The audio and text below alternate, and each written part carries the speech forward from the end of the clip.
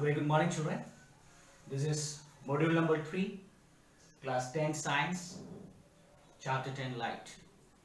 So, in this module, we are going to learn refraction through a double convex lens and or the image formation by a double convex lens. So, whether it is a convex lens or a concave lens, it is double concave because here also concave and the other side is also concave, and here is convex and the other side is also convex, and it is transparent, light can pass through, made of glass. So it can be made of different materials of different refractive index. So मैंने आपको कहा था कि 1/f जो है इसका value 1/b minus 1/u तो है, लेकिन इसके अलावा एक और फॉर्मूला है जो क्लास 10 में पढ़ने के लिए नहीं है, जो डिसाइड करता है कि इसका फोकल लेंथ क्या आना चाहिए. 1/r1 minus 1/r2 where r is the radius of curvature of the two surfaces. So इसीलिए डबल कॉन्वेक्स लेंस है क्योंकि इधर भी कॉन्वेक्स है और इधर भी कॉन्वेक्स है और दोनों का जो वैल्यू यहाँ डालना पड़ता है. और रिफ्रैक्टिव इंडेक्स हमें पता है कि ये किस चीज का बना हुआ है, और इसका फोकल लेंथ हमेशा पॉजिटिव है और वो ये इस फॉर्मूले की वजह से है. और ये क्लास 10 से थोड़ा हाई लेवल का बात है जो कि मैं अभी एक्सप्लेन नहीं करूंगा. और कॉन्केव लेंस का नेगेटिव है, और आपको इस तरह ये समझना है कि आपने कॉन्वेक्स मिरर और कॉन्केव मिरर में जो साइन कन्वेंशन यूज किया है वो सेम साइन कन्वेंशन आप यहाँ पर भी यूज करेंगे, है ना, क्योंकि कॉन्वेक्स मिरर का जो फोकस जो है वो इस तरफ था और हम इसको पॉजिटिव मान रहे हैं, लेकिन कॉन्वेक्स लेंस में जो फोकस है वो आपको इधर भी मिलेगा उधर भी मिलेगा, फिर भी आप इसका फोकल लेंथ को यहाँ पे नेगेटिव वहां पे पॉजिटिव ऐसा नहीं मानेंगे, इसका फोकल लेंथ को हमेशा पॉजिटिव ही मानेंगे. और इसी तरह कॉन्केव लेंस में भी हमने दोनों तरफ फोकस लिखा था, ये ऑप्टिकल सेंटर है और यहाँ पर भी फोकस है और इस तरफ भी फोकस है, फिर भी इसका फोकल लेंथ को हम क्या मानेंगे भाई, नेगेटिव मानेंगे. That is due to this formula how it becomes positive and negative. लेकिन ये फॉर्मूला अभी आपके कोई काम के नहीं है, तो आप जो मिरर में साइन कन्वेंशन यूज किया वही साइन कन्वेंशन लेंस के लिए यूज करेंगे. Focal length of a convex mirror and convex lens is positive, focal length of A concave mirror and concave lens is negative for all the numerical purposes. Okay, so let's go with the first option for a double convex lens. इसको बनाने के लिए आसान तरीका है कि आप सबसे पहले एक प्रिंसिपल एक्सिस बना लीजिए, फिर एक परपेंडिकुलर लाइन बना लीजिए, फिर वहां से आप दो छोटे छोटे आर्क बना लीजिए. So it becomes a convex lens. और यहाँ से एक पर्टिकुलर डिस्टेंस आप लीजिए, फॉर एग्जांपल 3 सेंटीमीटर, और वहां पे f लीजिए, वापस 3 सेंटीमीटर लीजिए, सो दैट इज 2f. और इस तरह यहाँ से वापस f, that is f 3 centimetre, और यहाँ से वापस 3 सेंटीमीटर लेंगे तो आपको 2f मिलेगा. सो this is f1, 2f1, f2, 2f2 only for the purpose of differentiating the this side focus and the other side focus. क्योंकि वहां से भी अगर कोई रेज आएगा तो इस फोकस पे इकट्ठा हो जाएगा, और यहां से अगर कोई रेज जाएगा तो उस फोकस पे इकट्ठा हो जाएगा. So that is our first image formation when the object is at infinity. So अगर ऑब्जेक्ट इंफिनिटी पे है तो इसका पोजीशन हम लिखेंगे, और पोजीशन लिखेंगे और साइज लिखेंगे और नेचर लिखेंगे. These are the three things we have to write for every image formation. तो ऑब्जेक्ट अगर इंफिनिटी पे है तो जो भी रेज आएगा वो पैरेलल रेज आएगा, और ये सारे रेज कहां पे इकट्ठा हो जाएगा, because this is a converging lens, और every parallel ray will pass through the focus. और वो पैरेलल रे किससे पैरेलल होना चाहिए, प्रिंसिपल एक्सिस से पैरेलल होना चाहिए. और ये प्रिंसिपल एक्सिस क्या है, as we have learned for mirror, the same, an axis which passes through the focus and optical center. Optical center से जो रे जाएगा वो डिविएट नहीं होगी. So let's see the optical center. इसमें ऑप्टिकल सेंटर की जरूरत नहीं है, तो सारे जो रे जो जाएगा वो कैसे जाएगा, through the focus. So an image is formed, the image is formed, so यहाँ से बेंड होगी ये मिरर लेंस पे बेंड होगी, लेंस के आगे लेंस के पीछे बेंड नहीं होगा, लेंस पे ही बेंड होता है because refraction. What is refraction? When a ray of light passes from one medium to another, it bends. हालांकि ये जैसे ये इसमें एंटर होगा तो भी बेंड होगा, और एंटर होने के बाहर जब निकल जाए तभी बेंड होगी, दो बार बेंड होगा, तो उसका ओवरऑल बेंडिंग हमें यहाँ पे दिखा रहा है। तो आप जब रे डायग्राम बनाते हैं इसको दो बार बेंडिंग दिखाते नहीं है, एक ही बार बेंडिंग दिखाते हैं, क्योंकि ये दो बार जो बेंड होके ही उसका ओवरऑल बेंडिंग होती है। अगर आप एक प्रिज्म की बात करें, एक रे जाएगा तो ये बेंड होगी ऐसे, फिर ये वापस यहाँ से बेंड होगी। तो लेकिन अपन जब इसको एक मीडियम ऐसे मानेंगे तो इसका ओवरऑल बेंडिंग दिखाता है बस। तो suppose this is a prism, prism को सिर्फ एक लाइन से रिप्रेजेंट करेंगे, देन जो रे जाएगा और रे दो बार बेंड होता है, लेकिन दोनों तरफ एक ही डायरेक्शन में बेंड होता है, तो जिसकी वजह से इसका overall bending, so this is incident ray and this is a refractor, so this is incident ray, this is a refractor रे। इस तरह हम इसको शॉर्ट फॉर्म में दिखाते हैं, है ना, जो यहाँ पर अपन दिखा रहे हैं, और इसका एक्चुअल बेंडिंग हम दिखा नहीं रहे। सो और एक्चुअल बेंडिंग आपका सब्जेक्ट ऑफ मैटर भी नहीं है यहाँ पे। सो position is at the focus on the other side,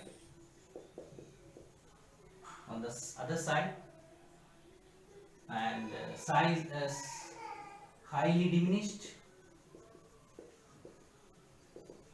and nature is real, और real हमेशा क्या होता है, inverted, क्योंकि ये really सारे rays आपस में यहाँ पे meet कर रहे हैं। Okay, so let's go with the second one, object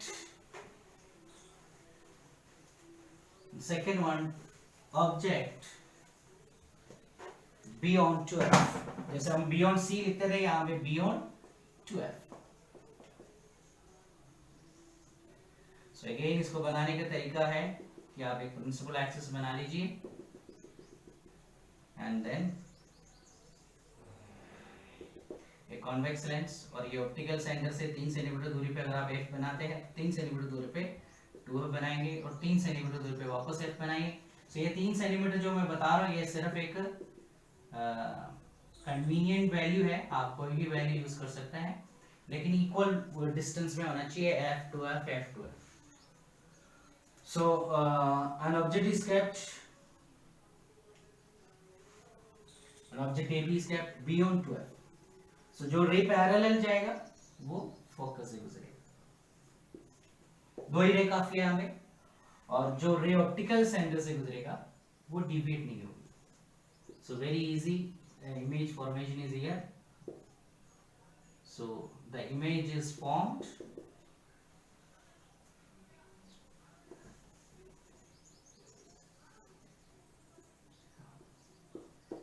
अगर आप विद स्केल वगैरह प्रॉपर्ली बनाएंगे तो image is form between F and 12। Definitely the image will be formed between F and 12। So A dash and B dash, that's image। और position is, image का position है between F and 12। size diminished, छोटा size है, so ये बड़ा है और ये छोटा है, और नेचर रियल एंड इन्वर्टेड, क्योंकि रियल इमेज बन रही है। So the next is object at 2F।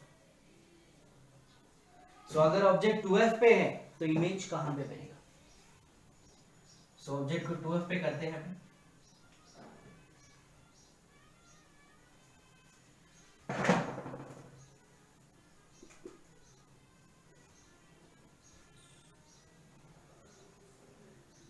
so object is at 2F,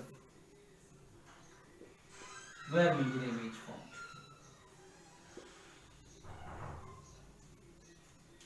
So इससे कोई इसमें कोई फर्क नहीं है, क्योंकि जो रे जो सीधा जाएगा parallel to principal axis and it will refract through the focus, and the ray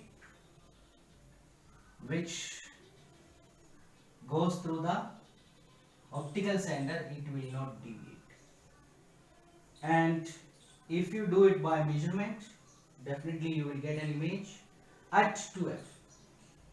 Image you will get at 2f, and the image will be, object is at 2f, image is at 2f. It means that it is of same size and real and invert. So that is image formation for an object at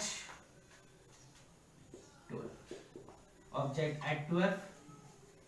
So first case was object at infinity, second case was object beyond 2f, and the third case is object at 2f. So the image will be formed at 2f and same size, real and invert. And the fourth one is object at, what is fourth one then? Object थोड़ा सा और सरक जाएगा, object between 2f and f. अब object और पास आएगा between 2f and f. पहले तो object infinity पे था, फिर beyond 2f आ गया, फिर 2f आ गया, फिर अब between 2f and f. So ये first ray में कोई फर्क नहीं पड़ेगी, वो वैसे कि वैसा है, लेकिन जो सेकेंड रे है जो ऑप्टिकल सेंटर से गुजरेगा उसमें जरूर फर्क पड़ेगा, and you will get an image beyond 2f. सो जैसे जैसे ऑब्जेक्ट पास में आ रहा है वैसे वैसे इमेज दूर जा रहा है, और जैसे जैसे ऑब्जेक्ट दूर था और इमेज बहुत पास में था, फोकस में था इमेज, अब फोकस से image between f and 2f आ गया, फिर 2f आ गया, अब बियॉन्ड 2f आ गया. So the position of the image is beyond 2f and enlarged size is now enlarged, थोड़ा बड़ा इमेज बन रहा है, और real and inverted, ये इसका नेचर है. So now let's go to the next image formation, that is object at f. Object at f. So again the first ray is the same.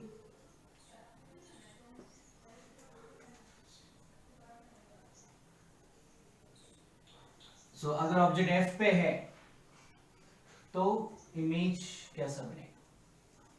You see the ray will never meet each other. The rays are parallel, and we know that the parallel rays अगर वो meet भी करेगा तो infinity पे, infinite distance पे meet करेगा. तो इसका मतलब है the image is formed at infinity and the size is infinity पे जो बनेगा बहुत दूर बनेगा, तो ऑटोमेटिकली आप इतनी सी दूर में भी थोड़ा बड़ा बना था, अब बहुत दूर है तो और बड़ा बनेगा. सो हाईली एनलार्ज्ड इमेज बनेगा and real and inverted image बनेगी, लेकिन इन्फिनिटी पे बनेगा, बहुत दूर बनेगी. Object at f, and that is a fifth option.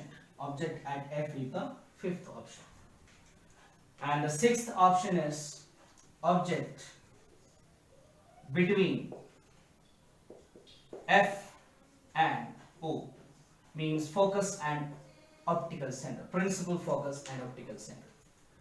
So what will be the position, size and nature of the image? So for that again this ray will change, but the first ray will not change because we are just moving the object ahead. So object को थोड़ा और आगे बढ़ा दिया मैंने. So image कैसे बनी? जो रे जो है जो सीधा जाएगा, it will pass through the focus, and the रे which passes through the optical centre, it will not deviate. इसका मतलब है कि आपको जो इमेज फॉर्मेशन जो होगी, तो ये यहाँ तो कोई इमेज फॉर्मेशन होने वाला ही नहीं क्योंकि दे विल नेवर मीट, क्योंकि डाइवर्जिंग हो रहा है. लेकिन अगर आप पीछे की तरफ इसको एक्सटेंड करेंगे स्केल से, तो ये कहीं ना कहीं जरूर मीट करेगा. And so the position is on the same side, बोलेंगे अपन on the same side as the object is, and the size is enlarged, and the nature is virtual and erect. Because जैसा object खड़ा है बिल्कुल वैसा ही image है. So this is A B and this will be A dash B dash. और इसमें आप बिटवीन एफ एंड 2f और या बियॉन्ड 2f वगैरह लिखने से कोई मतलब नहीं, क्योंकि ये कितने भी आगे कितने भी पीछे बन सकता है, लेकिन ये f के आगे ही बनेगी. सो position is on the same side, beyond f बोल सकते हैं, और size is enlarged and nature is virtual and erect. So this is a case where a virtual and erect image is formed, and this is the only case where virtual and erect image is formed in a convex lens, and this is a double convex lens. So these are the 6 different positions. The first position was infinity, second position at 2f, beyond 2f, third position at 2f, fourth position between f and 2f, and fifth position at f, and the sixth position was between f and optical center, focus and optical center. So these are the 6 different image formation for a convex lens. And we have one more topic here, which is called power of a lens. Power of a lens. क्या lens का कोई power होता है? Magnification तो होता है.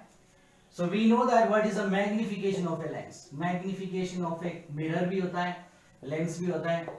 Magnification m is equal to v upon u था. और कितना बड़ा हो रहा है इमेज. और अभी हमने देखा पहले जो ऑब्जेक्ट बड़ा, ऑब्जेक्ट दूर में था, इमेज छोटा था. जैसे जैसे ऑब्जेक्ट 2f पे आया तो इमेज सेम साइज का हो गया, लेकिन 2f के बाद में इमेज का साइज हमेशा क्या आ रहा है? एनलार्ज आ रहा है. सो आप देख सकते हैं यहाँ पे इमेज 6 डिफरेंट ऑप्शंस में एनलार्ज आ रहे हैं. तो इमेज एनलार्ज आ रहे हैं तो क्या उसको बोलता है power of a lens? No, उसको बोलता है मैग्निफिकेशन. यानी इमेज कितना बड़ा आ रहा है कितना छोटा आ रहा है, that is magnification. But when we compare 2 different lenses, कौन सा लेंस का पावर ज्यादा है, इसका क्या मतलब होता है कि पावर ज्यादा का मतलब है कि जो रे आ रहा है, हो सकता है कि ये रे पैरेलल रे आ रहा है, अगर उसका फोकस इधर है तो ऐसे डिविएट होगा. लेकिन अगर एक दूसरा लेंस है, उसके पैरेलल रे जो आ रहा है, अगर उसका फोकस अगर यहां पे है तो कम डिविएट हो रहा है. सो ये जो एंगल ऑफ डिविएशन इसका ज्यादा है और इसमें एंगल ऑफ डिविएशन थोड़ा कम है. जितना फोकस दूर पे है उतना कम डिविएट हो रहा है, और जितना फोकस पास में है उतना ज्यादा क्या हो रहा है? बेंड हो रहा है. सो एक पैरेलल रे कितना ज्यादा बेंड हो रहा है. सो सेम हाइट लेंगे, अपने यहां पे सेम हाइट ले लेंगे.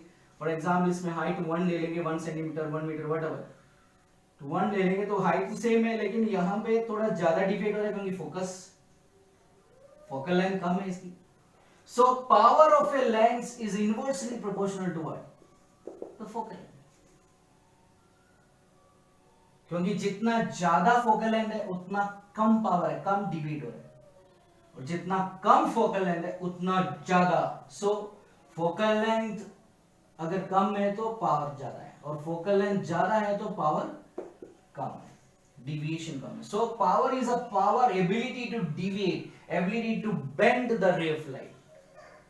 सो जितना कम फोकल लेंथ होगी उतना ज्यादा पावर होगा. इसीलिए पावर का फॉर्मूला ही यहां पर ये है, power is equal to 1 upon F, और इसका यूनिट हुआ पावर. फोकल लेंथ को मीटर में अपन देखेंगे तो इसका यूनिट होगा मीटर -1.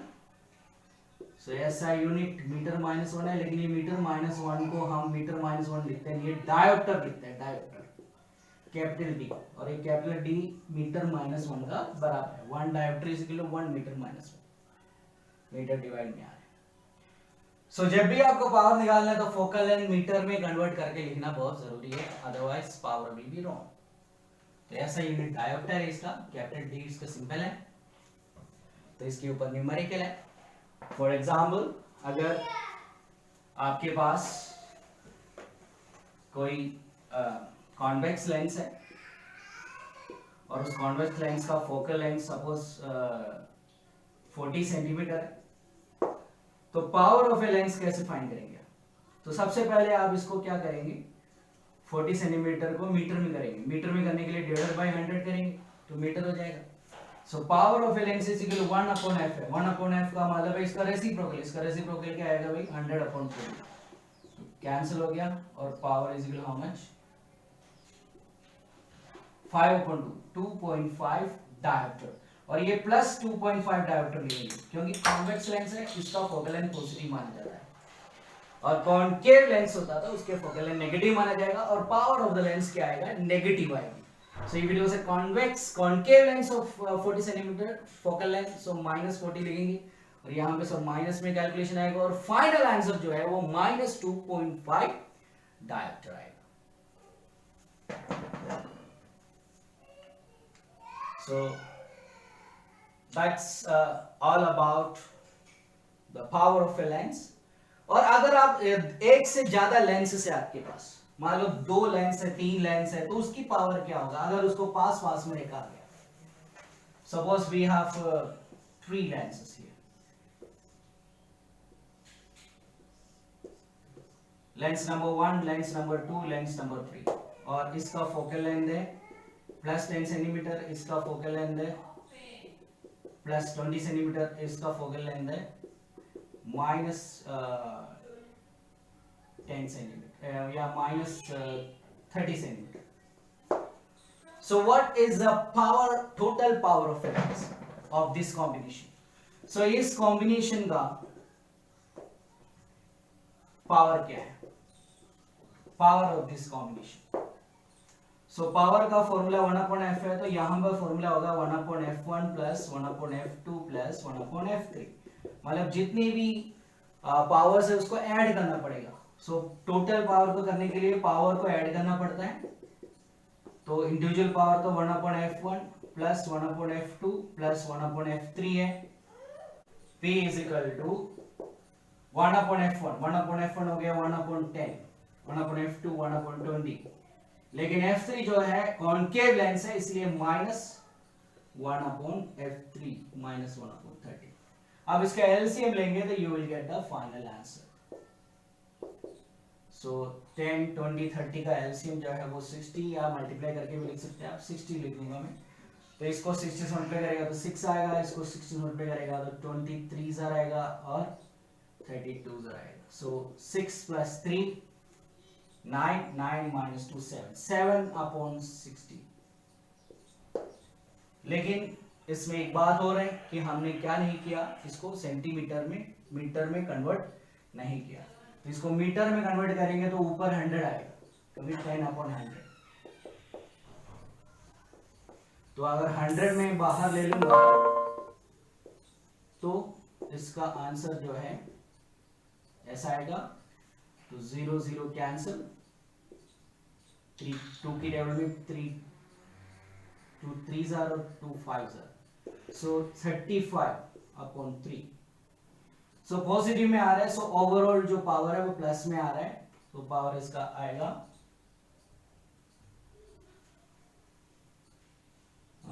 3 1 से 3 3 1 से 3 प्लस 11.3326 इतना dioptre. So that will be the power of this combination. So one topic, yeah, one diagram I missed in the modules, that is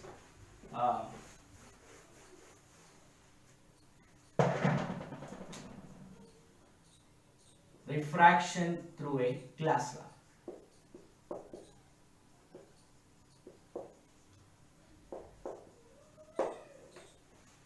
So refraction through a glass slab, let me take a glass slab,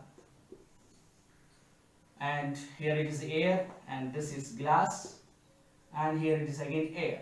So a ray of light is incident obliquely,